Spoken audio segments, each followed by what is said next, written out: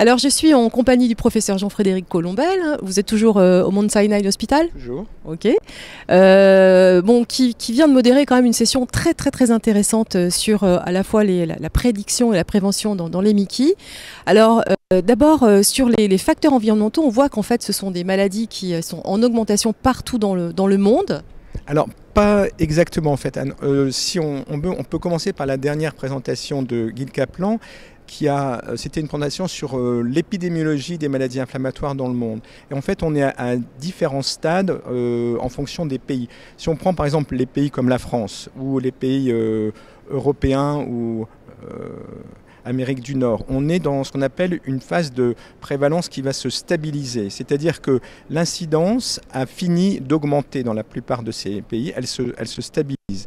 Mais comme c'est une maladie, heureusement, qui est associée à très peu de mortalité, le nombre de gens qui sont globalement atteints, c'est-à-dire la prévalence, augmente énormément.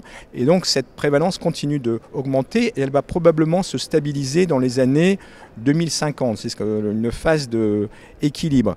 Mais ça veut dire qu'à l'échelle d'une population, on peut parler de la France, probablement dans les années 2030, 1% de la population sera atteinte de maladies inflammatoires. Ça, c'est pour les pays qu'on connaît, enfin pour les pays où on vit. Et puis, il y a ce qu'on voit arriver, qui est assez étonnant, c'est les pays où ces maladies n'existaient pas. Par exemple, je peux prendre l'exemple de l'Inde, où on voit le nombre de cas qui est en augmentation de manière dramatique. L'incidence reste relativement faible par rapport à ce que nous, on peut connaître en France, mais la population est telle, finalement, que le nombre de cas va être incroyable. Sans compter tous les problèmes d'accès aux soins, etc. Donc, tout ça veut dire qu'au niveau mondial, les Mickey, comme toutes les maladies dites immunitaires, vont poser un problème énorme de santé dans un espace, dans un temps très court. Alors, ça, c'était le dernier temps de cette session. Alors, pourquoi prédiction et prévention? Parce qu'on voit bien que si on veut finalement réduire la prévalence, c'est-à-dire réduire le nombre de cas dans le futur, c'est probablement par l'amélioration des traitements, mais c'est probablement par la prédiction des maladies et la prévention. Alors c'est un objectif qui peut paraître extrêmement ambitieux, mais qui existe déjà. Par exemple, on parlait tout à l'heure du diabète. Le premier médicament pour prévenir l'apparition du diabète vient d'être accepté par la FDA en novembre 2022, après 30 ans d'efforts des endocrinologues pour développer ces essais. Alors, qu'est-ce que ça veut dire? Alors, il y a des règles de prévention générales, bon, ça que tout le monde connaît, mais ça peut avoir un impact, mais ça n'aura pas un impact définitif. C'est-à-dire, ça a été montré, les règles, par exemple, si tu réduis le tabac, si tu réduis l'obésité, si tu réduis l'alimentation des ultra-processed food, etc., tout ça, ça va avoir un impact et ça va réduire l'incidence des maladies et donc la prévalence future. Mais ce n'est pas suffisamment spécifique, comme on disait. Alors, il y a une autre piste qui a été montrée ici dans cette session qui est très intéressante, c'est l'intervention au jeune âge. Parce qu'il est bien montré maintenant que les 3 premières années de la vie, la période intra-utéro et les 3 premières années de la vie sont essentielles dans le développement du microbiome et finalement de la réponse immunitaire.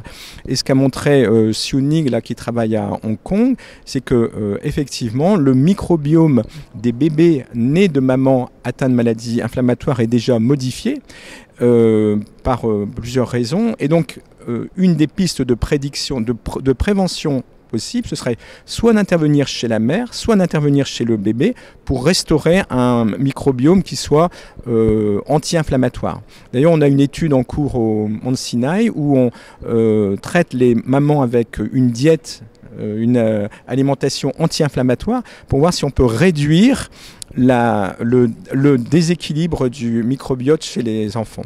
Et puis finalement, ce qu'on a montré aussi, là, ce qui est très intéressant, c'est développer des outils de prédiction. Alors, qu'est-ce que ça veut dire? Eh bien, on sait maintenant que plus de 10 ans, ce qui est fascinant, avant l'apparition de la maladie de Crohn, dans le sang ou dans les selles, il y a déjà quelque chose.